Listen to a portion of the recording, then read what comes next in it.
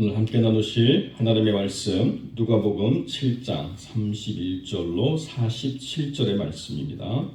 누가복음 7장 31절로 47절의 말씀, 제가 가진 성경으로 신약성경 101쪽 102쪽에 있는 말씀입니다. 제가 먼저 31절 말씀 봉독하겠습니다. 또 이르시되 이 시대의 사람을 무엇으로 비유할까? 무엇과 같은가? 비유하되 너희들이 춤추게 하자 서로 불러 이르되 내가 너희를 향하여 비리를 부르고 너희가 춤추지 않고 우리가 곡하여도 너희가 울지 아니하였다. 세례 요한이 와서 떡도 먹지 아니하며 포도주도 마시지 아니하며 너희 말이 귀신이 들렸다 하더니 인자는 와서 먹고 마시매 너희 말이 보라. 먹기를 탐하고 포도주를 즐기는 사람이요 세리와 죄인의 친구로다 하니 지혜는 자기의 모든 자녀로 인하여 옳다 함을 얻느니라. 바리새인이 예수께 자기와 함께 잡수시기를 청하니 이에 바리새인의 집에 들어가 주셨습니다.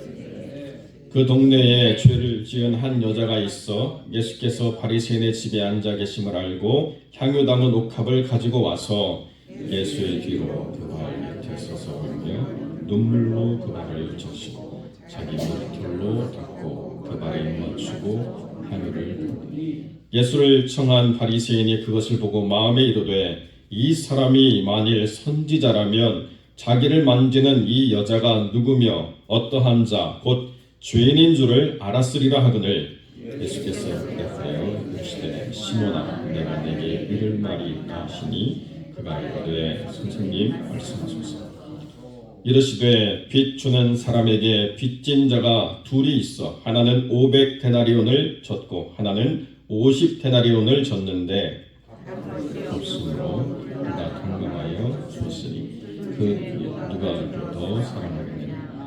시몬이 대답하여 이르되 내 생각에는 많이 탕감함을 받은 자니이다. 이르시되 내 판단이 옳다 하시고 그 여자를 돌아보시며 시몬에게 이르시되 이 여자를 보느냐. 내가 내 집에 들어올 때 너는 내게 발 씻을 물도 주지 아니했으며 이 여자는 눈물로 내 발을 적시고 그 머리털로 닦았으며 너는 내게 입맞추지 아니하였으되 그는 내가 들어올 때부터 내 발에 입맞추기를 그치지 아니하였으며 너는 내 머리에 감람류도 붓지 아니하였으며 그는 향유를 내 발에 부었느니라. 함께 읽습니다. 이러므로 내가 네게 말하노니 그의 많은 죄가 사해졌도다. 이는 그의 사랑함이 많음이라. 사함을 받은 일이 적은 자는 적게 사랑하느니라. 아멘. 본문의 말씀을 가지고 지혜의 자녀로 사는 것은 이라는 제목으로 이 말씀을 함께 나누겠습니다. 오늘 본문의 말씀은 누가복음에만 있는 기록입니다.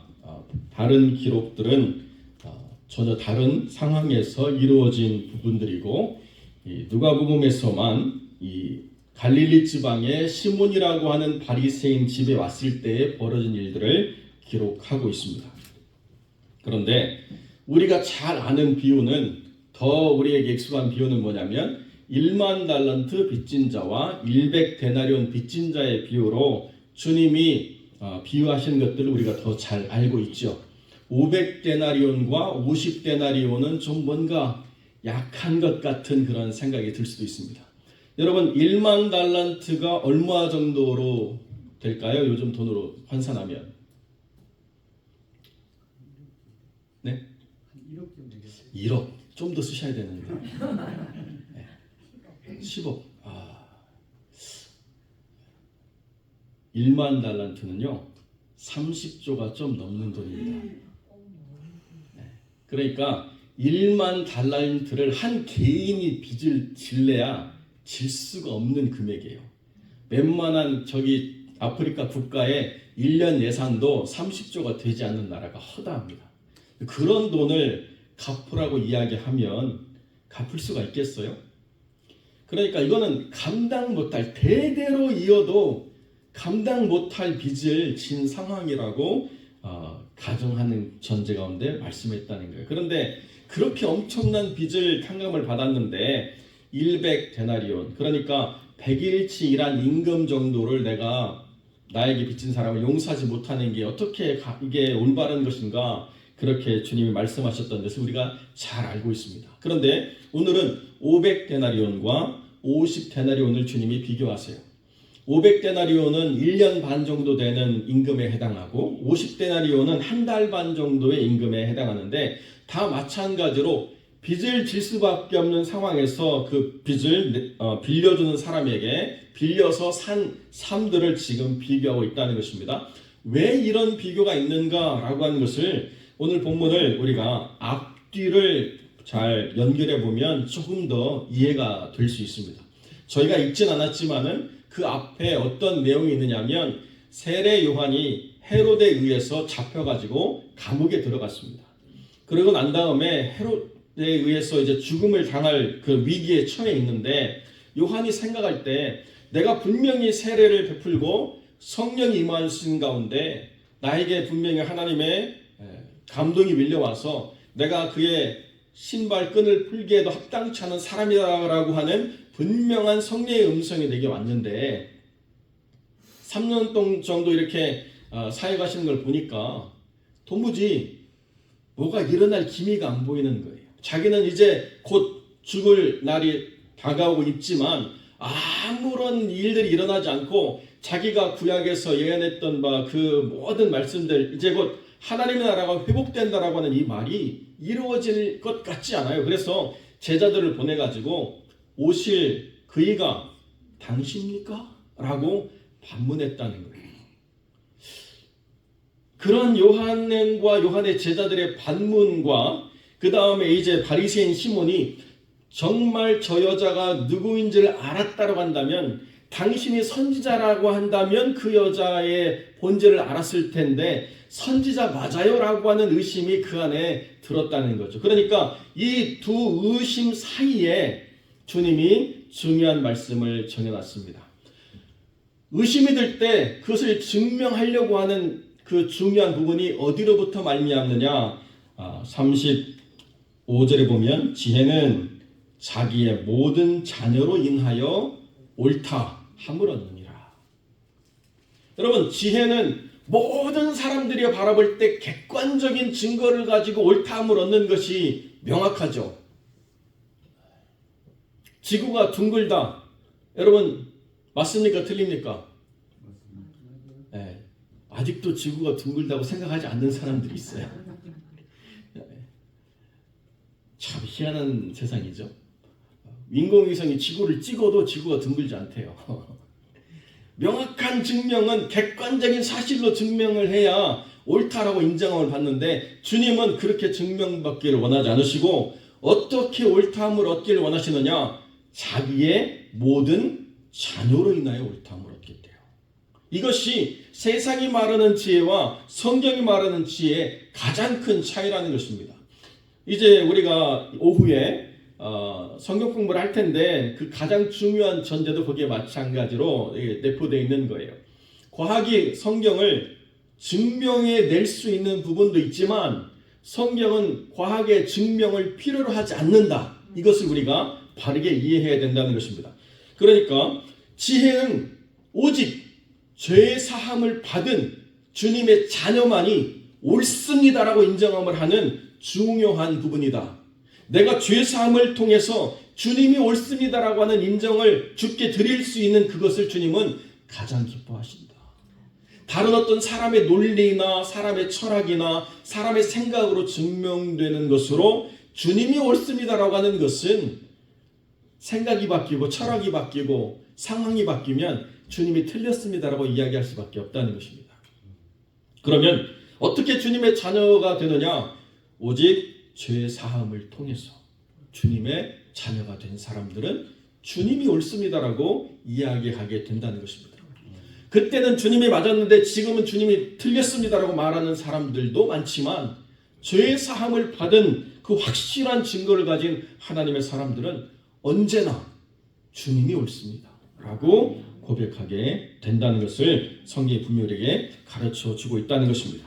그러니까 지금 이 주님을 오해하는 사람들의 두 부류를 무엇으로 지금 비유하냐면 시장에서 노는 어린아이들의 놀이와 지금 이렇게 관련지어서 주님이 설명을 하세요.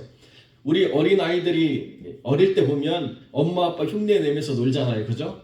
엄마 흉내도 잘 내고 아빠 흉내도 잘 내고 갑자기 엄마 아빠 놀이 흉내 내면요 그 어린아이들이 얼마나 엄마를 카피를 잘하는지 갑자기 엄마처럼 나 어디인데 막 하고 막 그 흉내를 다 냅니다.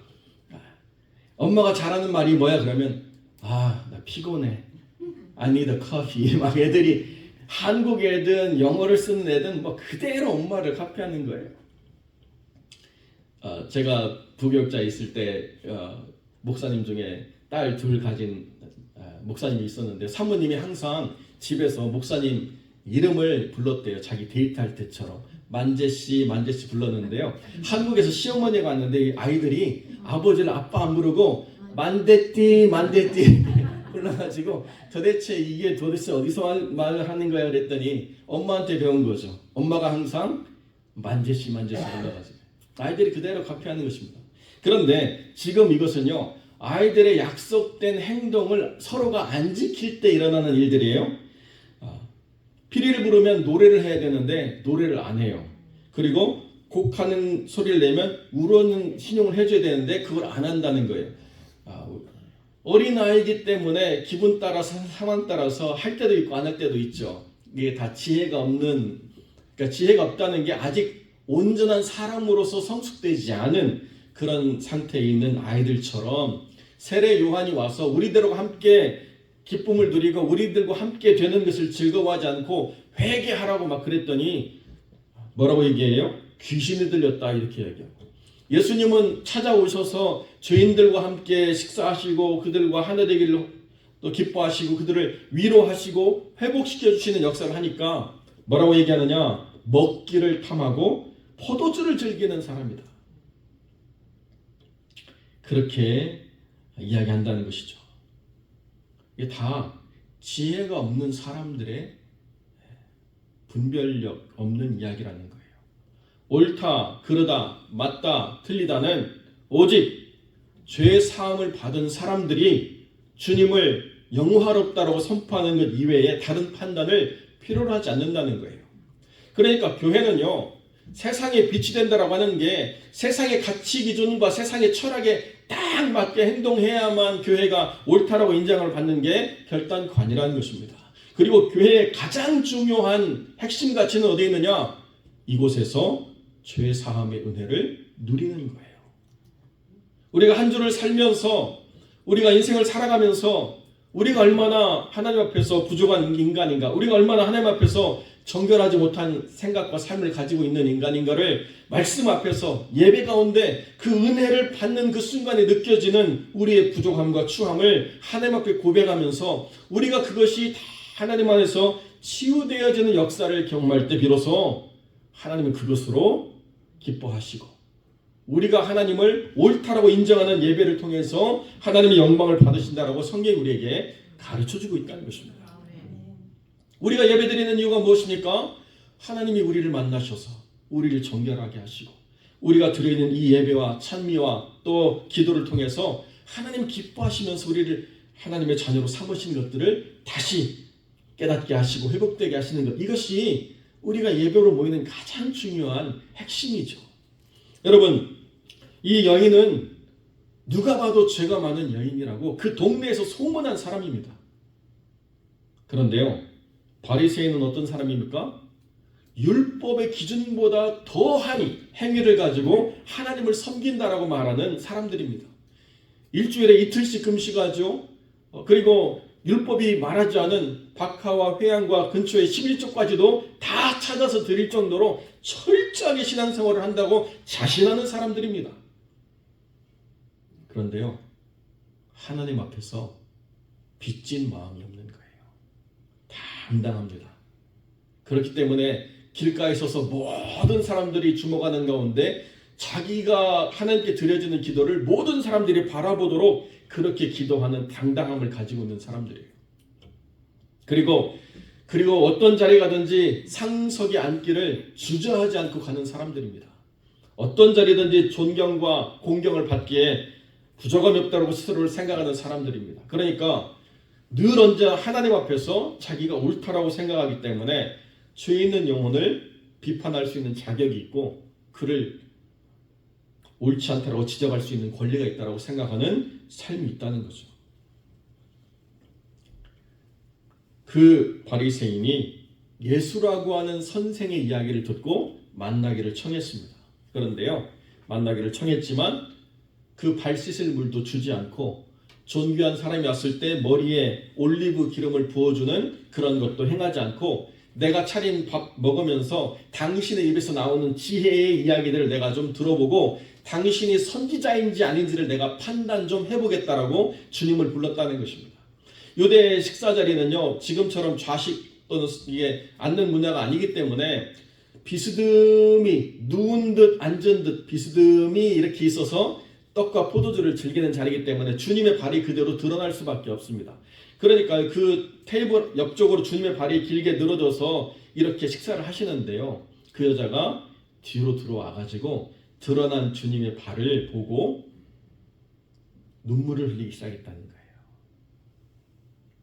차마 내가 가까이 갈 수 없는 죄된 영혼인데 주님을 만나는 순간에 자기의 삶의 그 모든 서글픈 인생의 기록들 그리고 자기의 죄에 대한 통회와 자복이 일어나서 눈물로 발을 적시게 됐다는 것입니다. 여러분, 그 발이 깨끗하지 않았기 때문에요, 물이 떨어지면 어떻게 돼요? 더 더럽죠.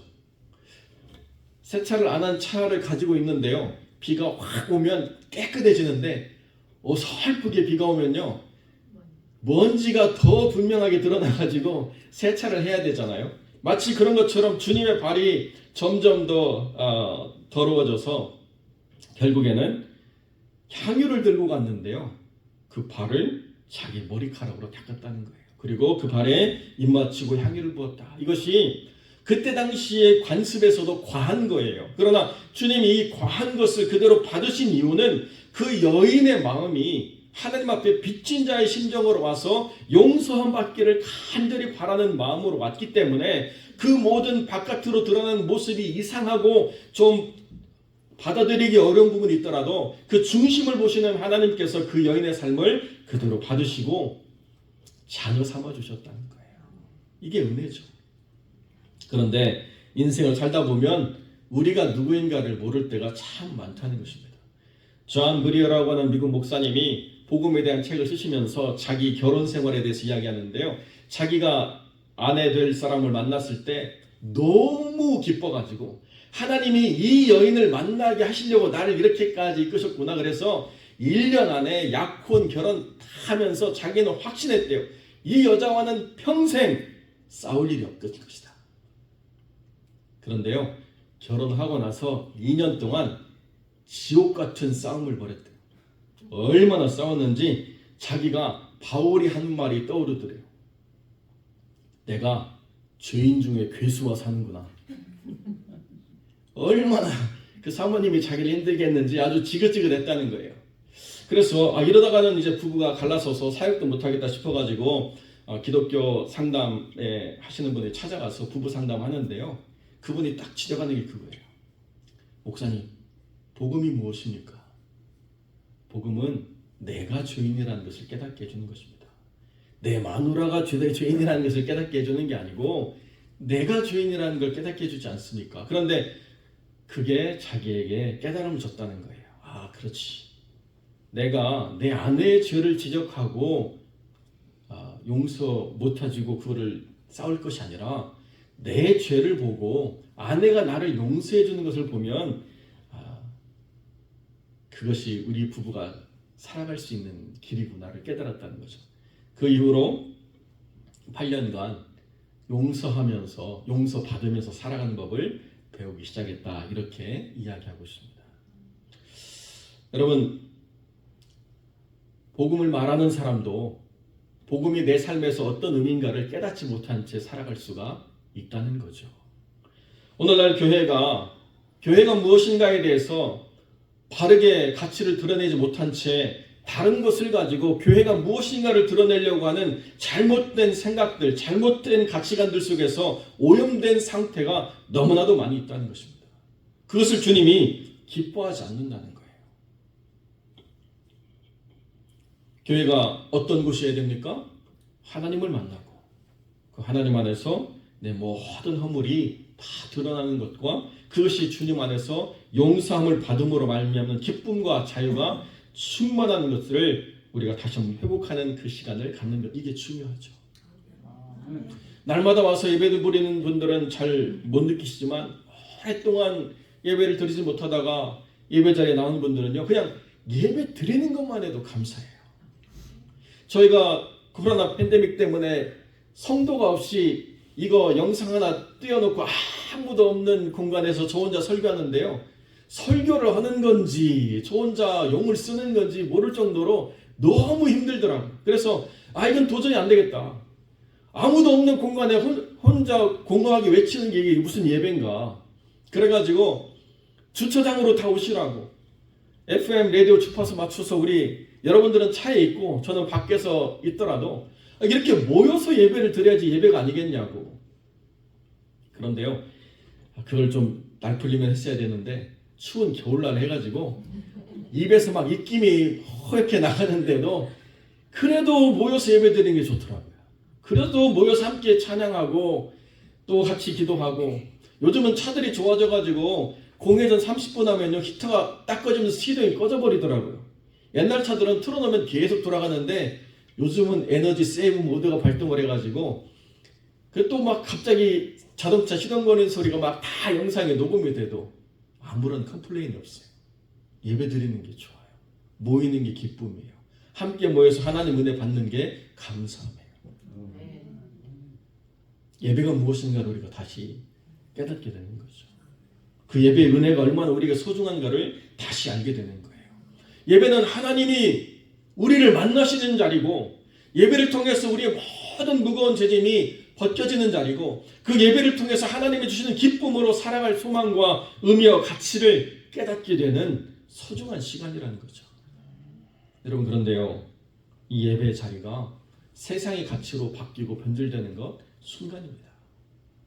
제가 LA에서 사역할 때 큰 이렇게 뮤직홀처럼 이 문에서부터 내려가는 구조로 시트가 다 되어 있거든요. 그래서 강단이 약간 낮은 곳에 위치해가지고 큰 퍼포먼스를 할 수 있는 그런 공연장처럼 되어 있는 교회예요. 예배를 1부, 2부, 3부 드리는데요, 1부, 2부, 3부 예배에 참석한 사람들 숫자를 세야 돼요. 그러니까 장로님이 기도하시면 부교역자들이 다 만보기 들고 가면서 쫙 시트 지나가면서 숫자를 막 셉니다. 너는 이쪽, 나는 이쪽, 너는 2층 해가지고 쫙 숫자를 세요. 그리고 이번 주에 예배 몇 명 드렸습니다. 그 보고를 합니다. 그런데 꼭 예배위원 장로님이요, 자기가 센 게 맞대요. 당신 어떻게 셌느냐? 100명, 200명, 300명. 그래가지고 자기가 센 게 더 당연히 숫자가 많이 나오죠. 그렇게 세는데 무더기로 그냥 대충 세는데요.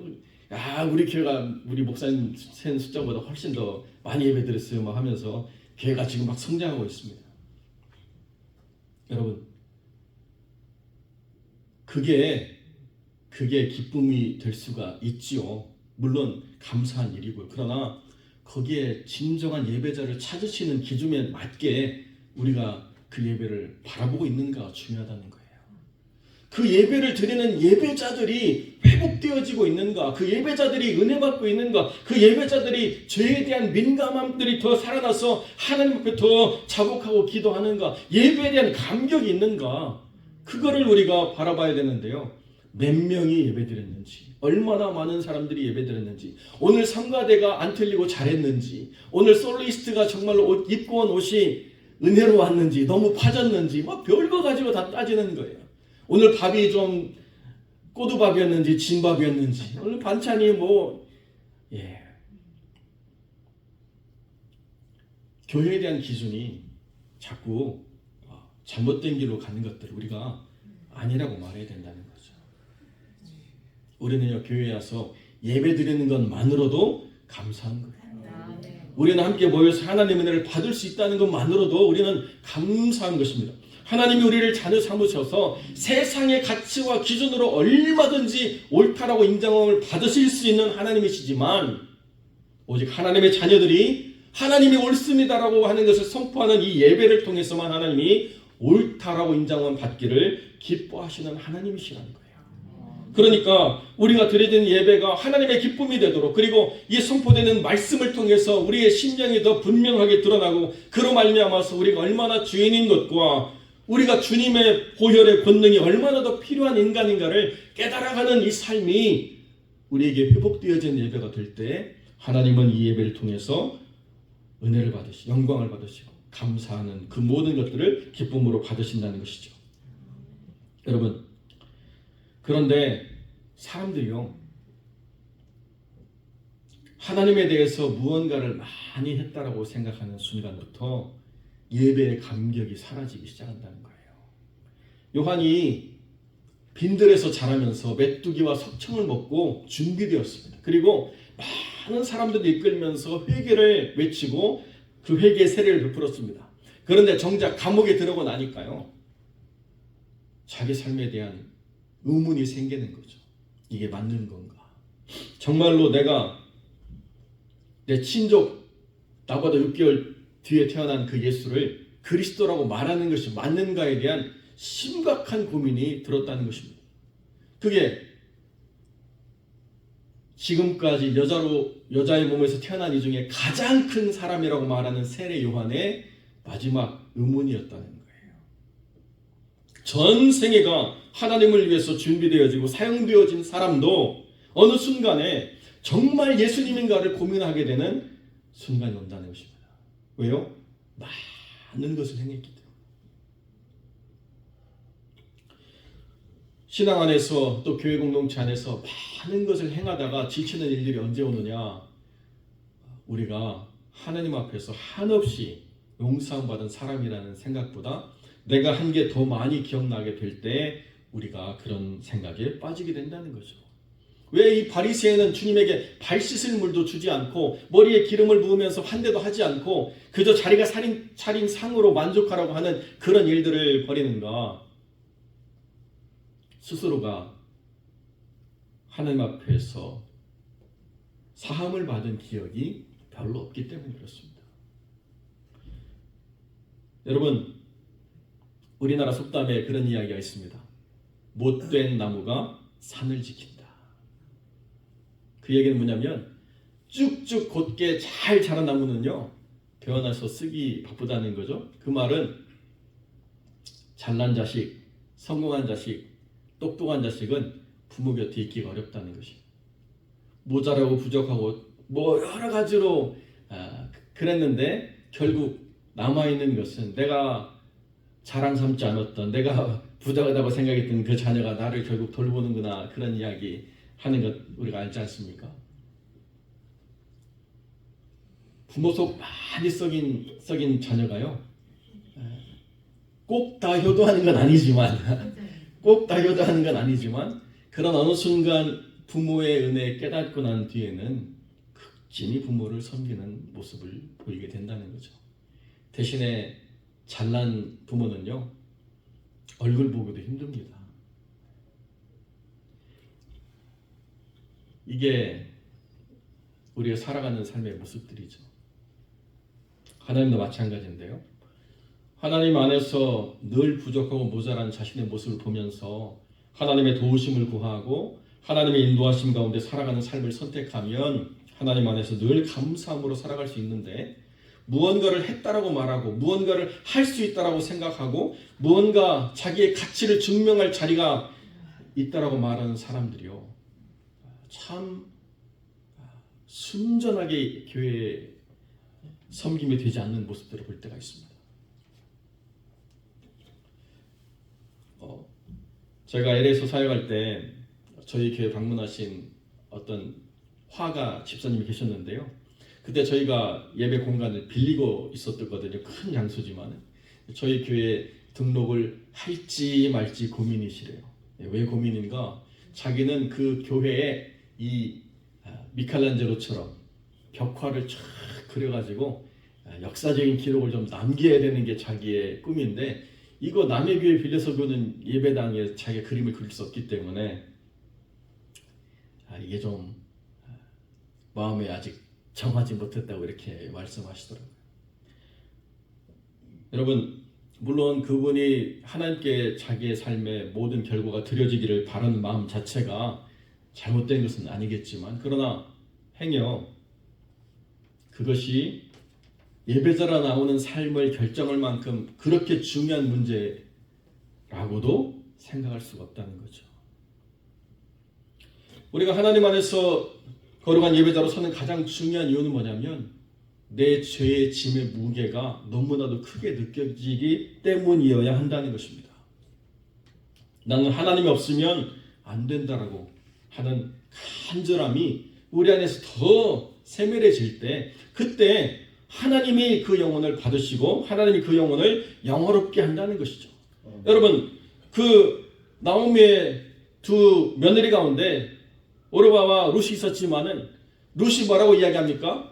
어머니의 하나님이 나의 하나님이 되고 어머니의 백성이 나의 백성이 되고 어머니가 죽으시는 곳에서 내가 죽겠습니다. 그렇게 선언할 때 그 모압 여인을 가장 영광의 자리에 하나님을 두시고, 성경을 읽는 모든 사람들이 그 룻이라고 하는 이름을 기억하도록 하나님이 이끄셨다는 거예요. 하나님께서 이 향유를 부은 여자의 이름을 드러내지 않으셨습니다. 막달라 마리아라고 추정하는 사람도 있지만 하나님 그렇게 굳이 드러내지 않으셨어요. 그러나 주님께서는 분명히 말씀하셨습니다. 내 믿음이 너를 구원하였으니 평안히 가라. 이것이 하나님이 주시는 가장 큰 축복이자 하나님이 주실 수 있는 가장 큰 은혜라고 하는 사실을 우리가 날마다 생각하며 살아가야 되는 것. 이것이 하나님의 거룩한 백성으로서 지혜의 자녀로서 살아가는 가장 중요한 이유가 된다는 것이죠. 여러분, 하나님을 위해서 우리가 무엇을 할 수 있습니까? 하나님이 우리 받으시는 것으로 하나님이 없어서 만족을 채우실 만한 그것이 무엇이 있겠습니까? 천천의 수양과 만만의 재물을 드린다고 할지라도 그것이 하나님의 영광이 되지 않는다라고 주님은 분명히 말씀하십니다. 겸손히 내 하나님과 동행하는 것, 인자를 베풀고 긍휼을 나누는 것, 그것이 하나님이 우리에게 원하시는 바라는 거죠. 이 바리새인 시몬은 주님이 누구이신가도 몰랐거니와 주님에 대한 기대도 자기 수준에 머물렀고, 그 여인에 대한 평가도 스스로를 높이는 가운데 평가했기 때문에 주님이 이런 자리를 통해서 깨닫게 하신 거죠. 제가 전에도 말씀드렸지만 우찌무라 간조라고 그 일본 기독교에 큰 영향을 미쳤던 사람이 있는데요. 돈 많은 부자가 저녁 식사를 초대했대요. 그러니까 거기 가서 맛있게 먹고 난 다음에 이 우찌무라 간조라고 하는 사람이 딱 일어서면서 한마디를 던지고 가버렸습니다. 뭐라고 했을까요? 잘 먹었다 돼지야 하고 가버렸어요. 이 사람이요, 밤새도록 화가 나가지고 이걸 어떻게 갚아주지? 막 끌어가지고 머리가 터지기 일보 직전이었는데 새벽이 되니까 갑자기 그런 생각이 들더래요. 이 사람이 그래도 존경받는 사람인데 왜 나에게 그런 말을 던졌을까? 한번 생각해보자. 그러고 나니까 삶에 대한 관점이 자기가 잘못됐다는 것을 깨닫고 다시 만나서 대화를 이어갈 수 있었다라고 생각했다는 것입니다. 여러분, 미국에도 척 피니라고 하는 사람이 있습니다. 워런 버핏이라고 가장 돈 많은 부자 중에 한 사람이 가장 존경하는 사람이죠. 이 척 피니라고 하는 사람은 듀티프리 샵을 운영을 하면서 어마어마한 돈을 벌었습니다. 그런데 그 사업을 정리하면서 이제 은퇴를 결심할 때 모든 사람들이 수존나라고 그렇게 얘기하는 사람이기 때문에 틀림없이 이 사람은 감추인 것이 많을 것이라고 해서 세무조사가 들어갔습니다. 그런데요, 이 사람의 사무실에서 비밀 장부가 발견이 됐죠. 무슨 비밀 장부인가? 사업하면서 여러 단체에 기부한 돈, 얼마요? 5조 원. 50원 아니고 5조라고 하는 돈을 기부를 했어요. 그리고 난 다음에 조그만 투베드룸 아파트를 얻어서 부부가 살면서 이 돈을 다 사회에 환원하고 죽어야 되겠다. 그래서 매일 11억 원을 사회에 환원했습니다. 다 돌려보내고 빈손으로 그렇게 하나님 앞에 갔다는 거죠. 살아가는 삶의 분명한 목표가 모으는 데 있지 않고 베푸는 데 있었다는 거예요. 살아가는 삶의 목적이 가진 자의 부요함이 아니라 나누고 베푸는 자의 부요함으로 살아가는 삶이 되었다는 거죠. 여러분, 우리가 우리 형편껏 나누고 베푸는 삶을 살아가지만 그러나 베풀 수 없는 인생은 없는 것 같아요. 양로원에서 쓸쓸히 돌아가신 어르신들의 유품을 정리하는 사람들이 가장 마음 아플 때가 언제냐? 그분들의 옷 속에, 그분들의 벽연잎 속에 감추어둔 돈을 발견할 때예요. 그 돈을 왜 발견하느냐? 손자라도 한번 찾아오면, 손녀라도 한번 찾아오면 맛있는 거 먹으라고 주려고 안 먹고 안 입고 안 쓰고 꼬깃꼬깃 모아놓은 돈이 옷 사이에서 벽연잎 안쪽에 다 드러나 있는 게 나온다는 거예요. 당신이 쓰시면 얼마나 좋겠습니까마는 사랑이 그런 거죠. 주고 싶고 나누고 싶고 베풀고 싶고. 이게 사랑하는 사람과 사랑받는 사람의 차이라는 것입니다. 이 여자는 사랑함이 많았대요. 이 여자는 하나님을 사랑하는 마음이 많았대요. 비록 죄를 지을 수밖에 없는 삶의 자리에서 어쩔 수 없이 죄짓고 살아가는 인생으로 살았지만은 사랑함이 많음으로 죄가 사해지는 날을 하나님 허락하셨대요. 사랑하는 성도 여러분, 우리의 삶에 이렇게 주님을 사랑함으로, 이렇게 주님 안에서 회복됨으로 하나님의 영광의 자녀로 살아가는 복된 인생이 주님이 기대하시는 삶이라는 것을 분명히 깨닫고 그 뜻대로 살아가신 복된 영혼들이 되시기를 주님의 이름을 간절히 축원드립니다. 기도하겠습니다.